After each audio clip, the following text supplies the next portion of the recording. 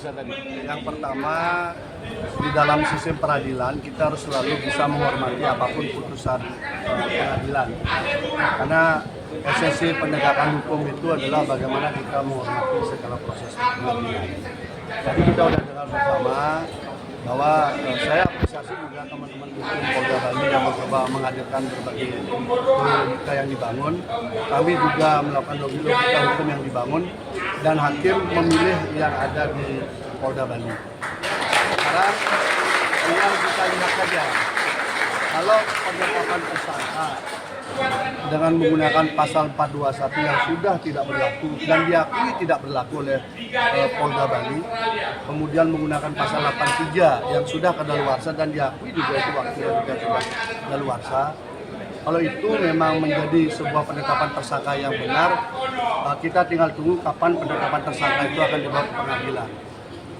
Kan begitu.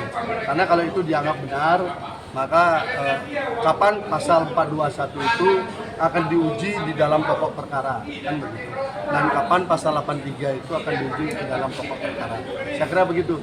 Karena dianggap itu sah. Nah, kalau kami tetap berkeyakinan, kenapa? Yang namanya asas legalitas itu adalah asas yang paling fundamental dalam sistem hukum kita. Saya kira hampir semua pakar hukum pidana tahu asas legalitas adalah asas yang paling fundamental dan paling mendasar.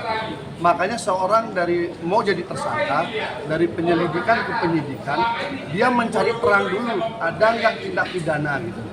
Nah, ada nggak tindak pidana? Nah, tindak pidananya ada di mana? Pasti ada di pasal-pasal yang mengatur soal pemidanaan. Pasti itu. Kalau tidak ada pasal yang mengatur soal pemidanaan, maka tidak mungkin ada pidana, gitu. Tidak mungkin ada tersangka. Gitu. Kami sudah hadirkan pasal 421 itu memang sudah nggak berlaku. Kemudian pasal 83 itu sudah daluarsa. Kami sudah hadirkan buktinya. Dan kami sudah sebutkan pasal yang paling terakhir, pasal 3 ayat 2. Itu Undang-Undang KUHP menyebutkan bahwa itu disebutkan bahwa harus dihentikan demi hukum. Saya nggak ngerti bahasa dihentikan demi hukum itu ternyata dibacanya oleh putusan tadi boleh dilanjutkan gitu. Jadi silakan teman-teman buka saja, publik juga membaca pasal 3 ayat 2 Undang-Undang Nomor 1 Tahun 2023 tentang KUHP. Kalimatnya apa? Dihentikan demi hukum. Jadi ketentuan pidana yang sudah tidak berlaku dalam peraturan perundangan yang baru, maka prosesnya harus dihentikan demi hukum. Bahasa dihentikan demi hukum yang saya alami, yang saya pahami dari saya baru kuliah tahun 88 sampai hari ini, yang namanya dihentikan demi hukum itu ya berhenti. Tetapi kalau hari ini kemudian Pengadilan Negeri Denpasar membacanya dilanjutkan demi hukum, ya silakan publik menilai. Saya mengepaham lah bahwa ini masih pelanggaran,